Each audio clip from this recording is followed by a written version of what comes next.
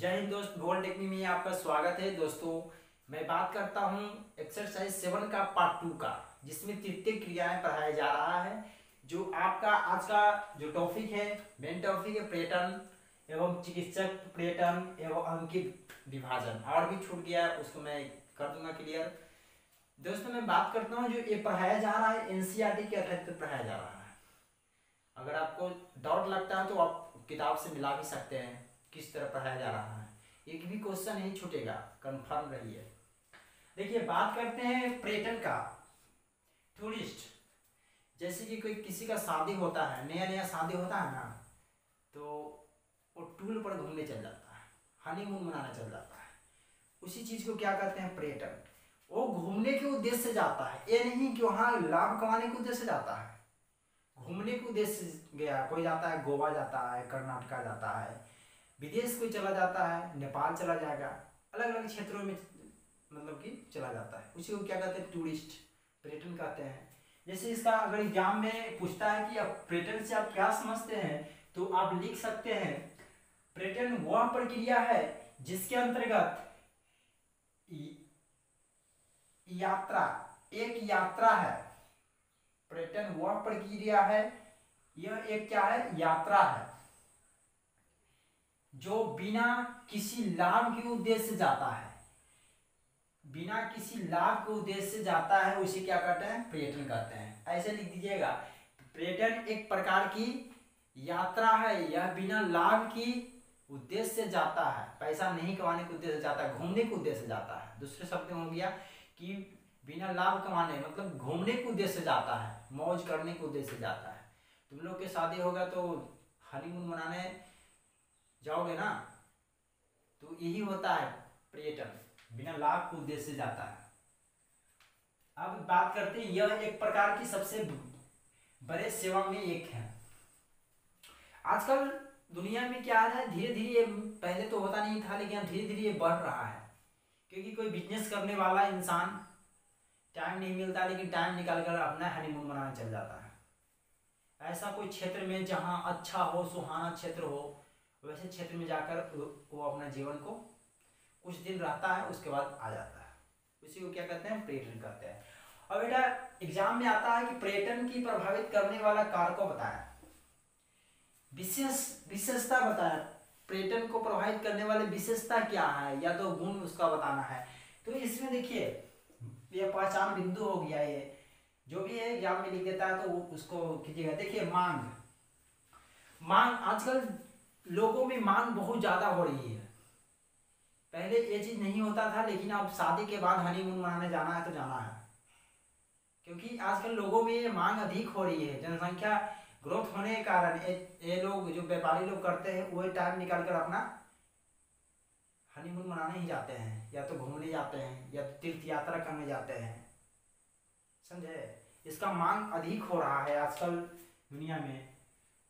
अब देखिए, पर्यटन तो जाएगा जो घूमने, वो जो किस उद्देश्य से जाएगा, जहां पर दर्शनीय स्थान हो, ऐसा ऐसा विचित्र जो देखने में लगा, जो कभी हमने देखा नहीं है, उसी क्षेत्र में न जाइएगा। वैसा क्षेत्र में जाइएगा जहां पर देखने के लिए मतलब उत्सुकता है, बहुत लोग जाते होंगे। दर्शनीय क्षेत्र, विचित्र चीज हो, अचंभव वाली चीज है, जिसे कल्पनीय नहीं किया जा सकता, वैसे क्षेत्र में नहीं जाइएगा। इसका मतलब ये होता है। उसके बाद भू क्षेत्र, अगर वैसा क्षेत्र में जाइएगा जहाँ पर क्षेत्र ही छोटा रहेगा, तो वहां जाने से फायदा क्या होगा, तो बड़ा क्षेत्र होना चाहिए ना, तो बड़ा क्षेत्र होगा। अब तीसरा नंबर है स्थलकृतियां। अब देखिए, घूमने किस उद्देश्य से जाता है, कहाँ कहाँ जाता है, जहां पर इतिहास कलाकार, जैसे अयोध्या को जाता है, तो अयोध्या मतलब कि जाता है किस लिए, राम की नगरी है। वही क्षेत्र में जाएंगे जहां पर इतिहास के रिलेटिव चीज है, पुरातात्विक सामानें हैं, वहां पर सामग्रियां हैं, उसको देखने के उद्देश्य से जाएंगे। जैसे हमारे अलग अलग क्षेत्र में संग्रहालय होता है, संग्रहालय के क्षेत्रों में मतलब कि जाता है घूमने, किस उद्देश्य से, ऐतिहासिक मतलब कि चीजों के देखने जाते हैं। एक हो गया इतिहास, स्थलकृतियां हो गया, समझे, ऐतिहासिक कला हो गया। उसके बाद विकास स्थल, अब वहां पर घूमने जाएंगे जहाँ विकास स्तर वहाँ का अच्छा होगा, अब वहाँ जाएंगे कोई चीज़ का सुविधा नहीं रहेगा तो वहाँ जाने से क्या फायदा, भूखे मर जाएंगे। किस लिए जाएंगे? तो वहाँ के विकास स्तर क्या होगा, अच्छा करेगा, डेवलप करेगा। उसके बाद देखो वैसी क्षेत्र में जाएंगे जहाँ पर परिवहन की सुविधा हो। अब जाएंगे वहाँ गाड़ी ही नहीं मिलेगा, आने जाने की सुविधा ही नहीं रहेगा, तो उस क्षेत्र में क्यों जाएंगे? तो पर्यटन में परिवहन भी बहुत मुख्य विशेषता है। उसके बाद जलवायु, ये भी बहुत मुख्य है। ये देखिए आजकल क्या होता है, जब समतलीय क्षेत्र में जब गर्मी हो जाता है तो सोचते हैं कि पहाड़ी क्षेत्र में ठंडा क्षेत्र होता है उसमें जाकर बिता ले, वहाँ ठंडा होता है तो ये सोचता है कि पहाड़ी क्षेत्र वाला सोचता है कि समतलीय क्षेत्र में जाकर बिता लें। तो जलवायु अच्छी होना चाहिए, अर्ध अच्छा जलवायु होना चाहिए, मौसम भी अच्छा होना चाहिए, उसी को कहते हैं जलवायु। मानसून जलवायु होगा तो अच्छा रहेगा, या तो ज़्यादा ठंडा नहीं होगा, ठंडा में ज़्यादा रहेगा तो घूमेगा क्या, घर से बाहर निकल भी नहीं करेगा। तो ये क्या होगा, जलवायु अधिक होना मतलब कि अच्छा होना चाहिए, समझे। ये चीज रहा आपको पर्यटन की प्रभावित करने वाला कारक हो गया। उसके बाद बात करते हैं चिकित्सक पर्यटन। बाबू ये कोई टॉपिक नहीं है, इसका पार्ट नहीं है, ये अलग से एग्जाम में पूछा जाता है। चिकित्सक पर्यटन से आप क्या समझते हैं? जब किसी व्यक्ति एक स्थानों से दूसरे स्थानों पर इलाज के लिए, मतलब बीमारी हो गया उसको चिकित्सक मतलब इलाज करवाने जाते हैं, उसी चीज को क्या कहते हैं, चिकित्सक पर्यटन। जैसे मान लिया जाए कि भारत से लोग नेपाल जाते हैं, भारत से नेपाल जाते हैं आंख बनाने, समझे। तो क्या नेपाल में फ्री में थोड़ी हो जाएगा, पैसा लगेगा। लेकिन भारत का यहाँ का 10 रुपया का वैल्यू यहाँ पर 15 रुपया हो जाता है। तो इसके उद्देश्य से जाते हैं बाबू कि यहाँ जो होता है, जैसे आंख बनाने का कम लेंस का दाम है 750 रुपया सबसे कम, और 750 का वैल्यू वहाँ पर 1200 हो जाता है। तो इसके उद्देश्य से जाता है कि पैसा कम खर्चा हो जाए और इलाज भी हो जाए। जैसे अमेरिका से भारत में इलाज करवाने आते हैं लोग, इसी उद्देश्य से आते हैं कि पैसा कम खर्चा हो। जैसे देखिएगा जो अमेरिका का मतलब $1 होता है भारत के 70 रुपया के बराबर होता है। अब बताइए अमेरिका में अगर $10 लग रहा है तो मतलब यहाँ कितना उसका वैल्यू होगा। तो उसी उद्देश्य से जाता है कि पैसा में बचत हो और भी चीज की सुविधा हो, इसलिए जाते हैं, समझे। अगर इसमें लिखना चाहते हैं तो लिखिएगा, यह वह प्रक्रिया है जिसके अंतर्गत किसी व्यक्ति एक स्थान से दूसरी स्थान पर जाते हैं, इसलिए इलाज करने के लिए जाते हैं। इसमें लिखना है तो अच्छे से लिख सकते हैं कि इलाज के उद्देश्य से जाते हैं, चिकित्सक के उद्देश्य से जाते हैं। आगे हम बात करते हैं अंकीय विभाजन। ये भी एग्जाम में आता है। अंकीय विभाजन क्या है, या आप अंकीय विभाजन क्या समझते हैं, इसके उद्देश्य क्या है, या तो इसमें कौन कौन सी सुविधाएं हैं, क्या क्या चीज है, ये जो इंपॉर्टेंट आता है एग्जाम में भी आता है, देख लीजिएगा। एनसीईआरटी के क्वेश्चन में अगर होगा भी, न भी हो सकता है, देखिएगा, मिलाइएगा। अंकीय विभाजन क्या होता है? यह एक देश के लोग जल्दी से जल्दी सूचना संचार को साधनों को लाभ प्राप्त, कहने का मतलब है कि पहले था 2G जमाना, 2G जमाना था ना, अब हो गया 5G जमाना।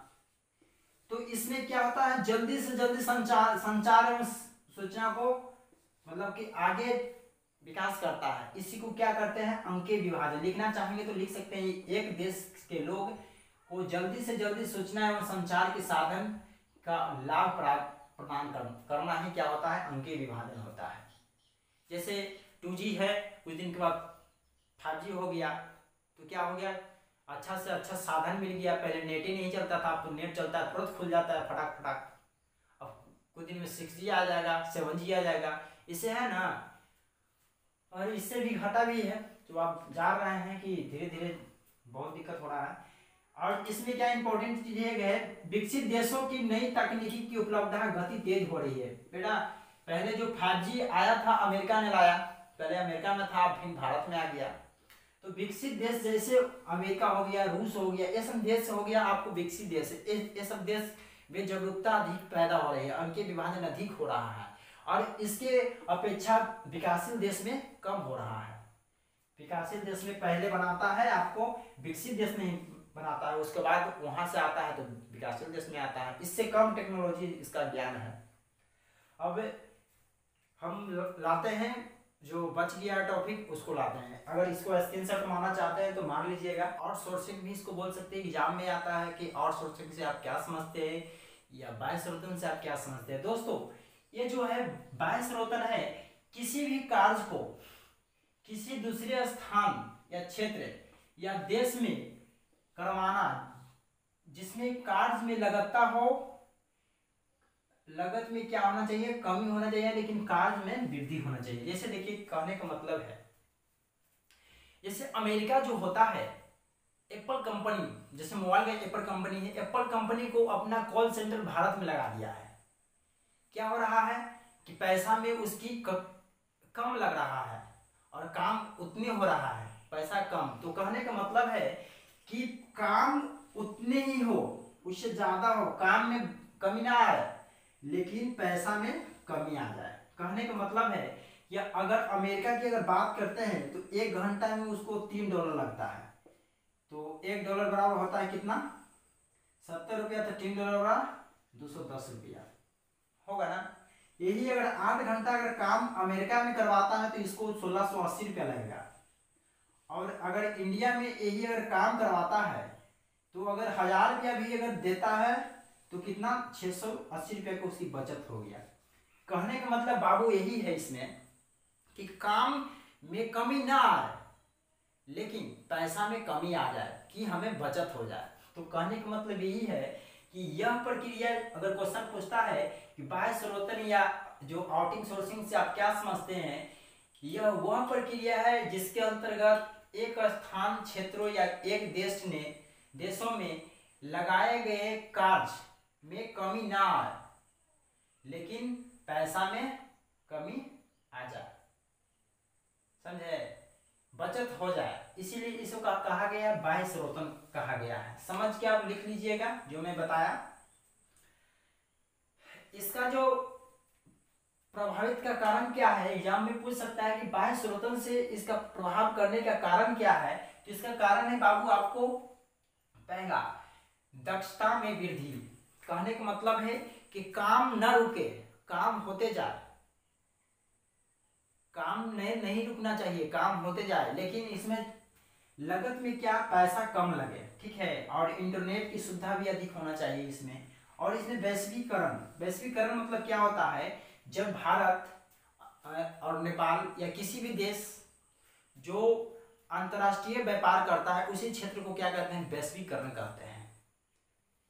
ये सब पढ़ने के लिए था आपको, निचले क्लास में ही पढ़ने के लिए था, समझे, वैश्वीकरण ये चीज होता है। बाह्य स्रोतन के मतलब समझे क्या होता है। बाह्य स्रोतन बाबू वही होता है जो अपने हमसे बड़ा देश अमेरिका है, अमेरिका चाहता है कि कॉल सेंटर लगाए यहाँ कि पैसा की बचत हो, काम वही होगा लेकिन पैसा की बचत के लिए दूसरे देश में, गरीब देशों में लगा देता है, उसी को क्या कहते हैं, बाह्य स्रोतन कहते हैं। अब बाबू बच गया, लास्ट टॉपिक बच गया है 2 चीज। चतुर्थी क्रिया, इसमें जो होता है यह वह क्रिया है जिसमें ज्ञान पर आधारित है, ठीक है, ज्ञान को जोड़ दिया गया है, जिसमें अनुसंधान, सॉफ्टवेयर इंजीनियर और सूचना, इसमें जो होता है आपको ज्ञान से रिलेटिव है, समझे। यह वह क्रिया है जो ज्ञान से संबंध रखता है। जैसे नया नया खोज हो रहा है, सॉफ्टवेयर बढ़ रहा है, इंजीनियरिंग हो रहा है, सूचना की संग्रह हो रहा है, यही चीज होता है। अगर चौथी क्रिया को अगर बात बोला जाए तो आपको अगर डिफिनेशन इसको लिखना है तो आप लिख सकते हैं, यह वह क्रिया है जिसके अंतर्गत ज्ञान से संबंधित रखा जाता है। जैसे रिसर्चर, नया नया खोज हो रहा है, सॉफ्टवेयर बढ़ रहा है, ये सब चीजें ज्ञान से रिलेटेड। पंचम क्रिया में बात करते हैं बाबू, यह वह क्रिया है जिसके अंतर्गत नई व्यवस्था एवं विचार की रचना की जा रही है। जैसे नया नया लागू नियम होता है, परामर्श देता है, नए नए जानकारियां जो देता है, वही चीज होता है पंचम क्रिया है। इसमें होता है नीति का निर्धारण किया जाता है, परामर्शदाता होता है, प्रबंधक होता है। जो उच्च क्वालिटी का जो इंसान होता है इसी में होता है, जो हाई नीति, जो नीति बनाता है, इंसान भी होता है, एक अपर होता है, एक मिडिल होता है, एक लोअर होता है। जो ये नीति बनाता है ना, नीति जो बनाता है इसी को बोलते हैं क्या, पंचम क्रिया। समझे, अपर वाला लोग पंचम क्रिया होते हैं। जिसके अंदर नई व्यवस्था लाया गया, नया नया चीज का खोज किया गया और विचार रखा गया, उसी चीज को क्या कहते हैं, पंचम क्रिया। ये जो पूरा चैप्टर आपको क्लियर हो गया, आप स्क्रीनशॉट ले लीजिएगा और मैं बात करता हूँ नेक्स्ट चैप्टर जल्द ही आएगी, एक चैप्टर। दोस्तों मेरा वीडियो को सब्सक्राइब शेयर लाइक जरूर करें, कमेंट कीजिए, अच्छा रहेगा। क्वेश्चन अगर समझ में नहीं आता तो क्वेश्चन भी पूछ सकते हैं।